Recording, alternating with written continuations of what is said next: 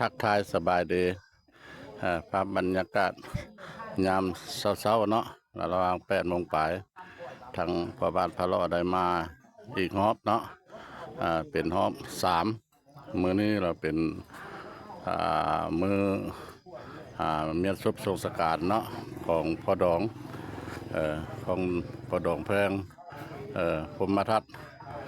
เป็นเสียชีวิตได้2-3 วันแล้วเนาะมื้อนี้เราเป็นวันปนกิจศพ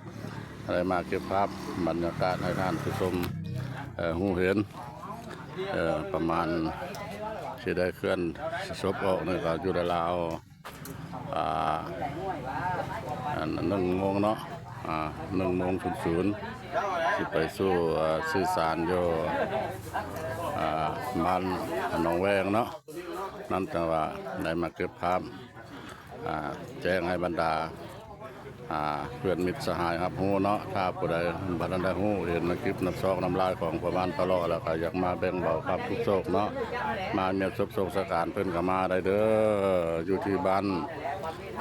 หนองบัวคำหลังตลาดหลัก 3อันนี้แหละเมืองตะแคร่แขวงคำม่วน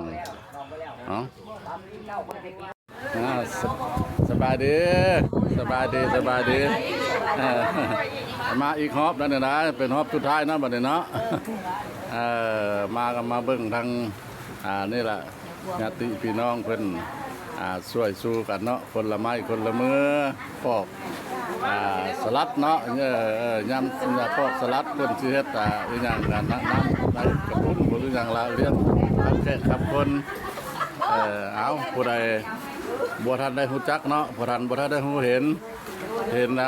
ทางคลิปทางซองของพ่อบ้านพะเลาะแล้วก็คันไผอยากมาเนาะแบ่งเบาความทุกข์โศกมาเมียนศพทรงสการนาทีสุดท้ายของพ่อดองแพงเนาะพรหมทัศน์จะได้มาได้เด้อประมาณ1 โมงเพื่อจะเดินกันศพออกจากครอบครัวคือเป็นที่ซื่อๆแล้วเด้อหอพระเมรุศพเพิ่นก็ได้บรรจุไว้แบบนี้เพราะว่าเพิ่นเข้าศาสนาบ่ได้แม่นศาสนาพุทธเฮาเด้ออันนี้ล่ะมื้อนี้เราถือว่ามื้อสุดท้ายเนาะเพิ่นก็เอาไว้อยู่2-3 วันมื้อนี้เราเป็นมื้อสุดท้ายสิได้เคลื่อนศพประมาณ1 โมงถ้าผู้ใดเนาะฮู้เห็นแล้วอยากมาเมียนศพทรงสการมากินมาทานนะเพิ่นก็มาได้เด้ออยู่ที่บ้านหนองบัวคำเด้อเมืองตะแคร่แขวงคำม่วนหลังตลาดหลัก 3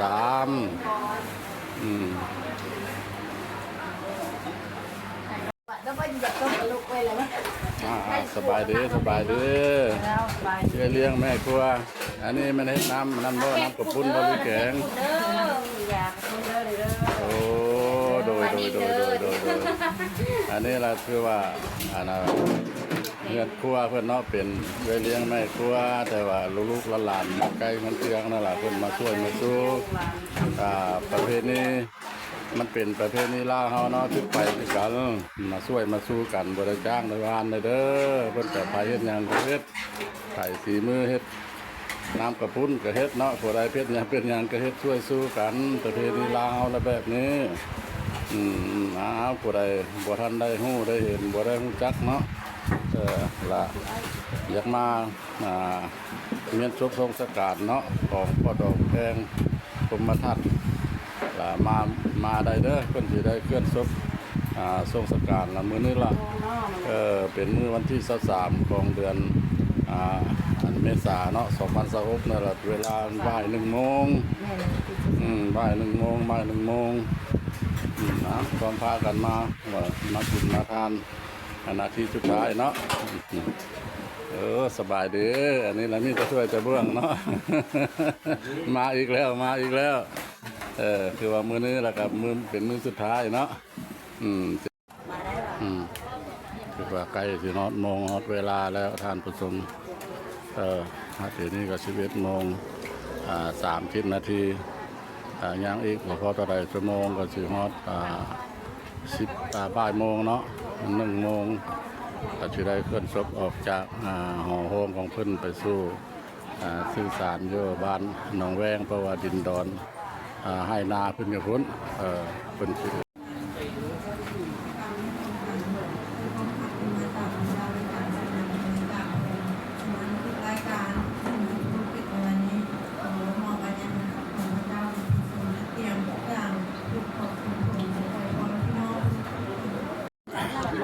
ฮอดโมงฮอดเวลาแล้ว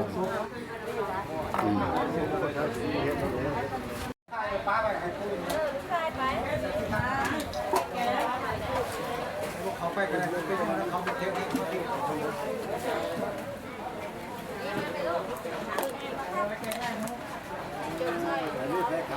พ้นมาทางพี่ไว้อย่าไปตัดหน้าพ้นมาทางพี่ไว้ดูไว้กำลังเพื่อนศพออกมาอย่าเป็นลูกเป็นหลานเป็นลูกเป็นหลานของเพิ่นกำลังเคลื่อนศพนี่เราให้ตามประเพณีเนาะเป็นประเพณีศาสนาคาทอลิกเนาะศาสนาคาทอลิกจะมีที่เป็นแบบนี้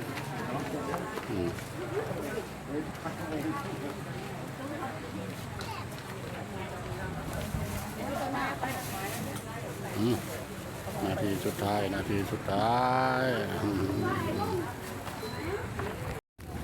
ได้มาฮอดมาถึงแล้วเด้ออยู่สุสานอยู่หนองแวงเป็นดินส่วนตัวของเพิ่นเอง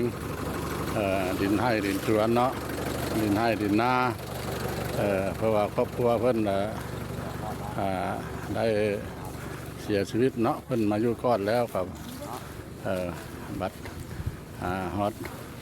นาทีเวลาไปเพิ่นก็ได้หันมาอยู่นำกันอันนี้แหละคือแม่คือนั่นเด้อคือการครอบครัวเพิ่นครอบครัวผู้เสียชีวิตนี่ละเพิ่นก็เสียมาได้หลายปีแล้วแม่แหวนเนาะอายุเพิ่นก็เพิ่นเกิดปี1900ก็ได้64บ่แต่กลับบ้านนี้ปีนี้ก็ได้ผัวเพิ่นได้มาอยู่นำเดียวเนาะมาอยู่นำครอบครัวเป็นลูกเมียละคือเป็น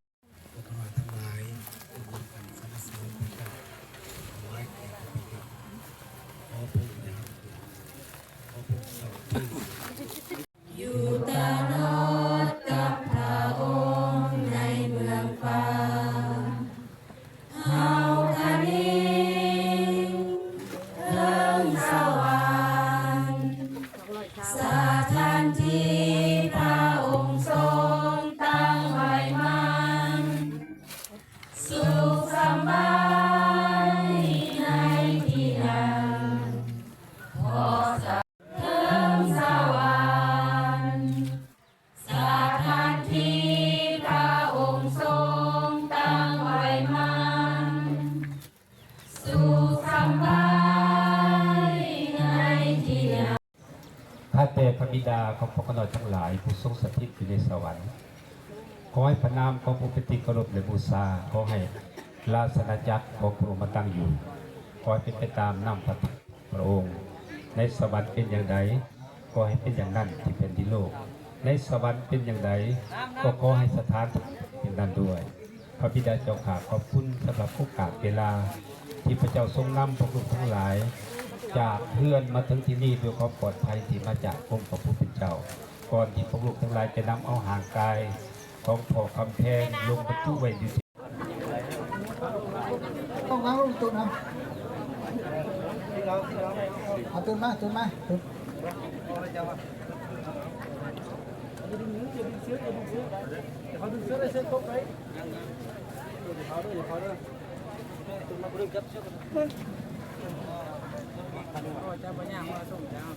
หลายบ่ทางนั้น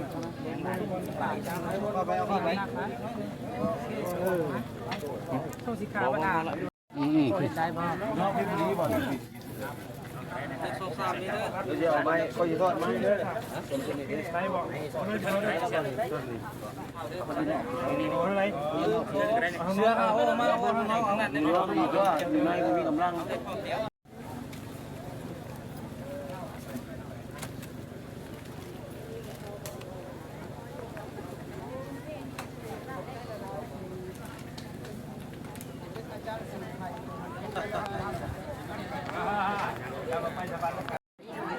ฮะท่านผู้ชมฮอตเวลานาทีถือว่าไปเมียนซบทรงสการนะก็ถือว่าเรียบร้อยแล้วเนาะปัจจุบันนี้ก็ถือค่อยคำลงแรงแล้วทางมดทางมวลเนาะการถ่ายทำตั้งแต่ต้นจนสุดปลายก็สิพอสำนั้นละต่อไปนี้ก็ขออนุญาตนำFCภายในหรือต่างประเทศเนาะขอจบคลิปนี้ไว้เพียงสำนี้คำว่าสบายดีสวัสดี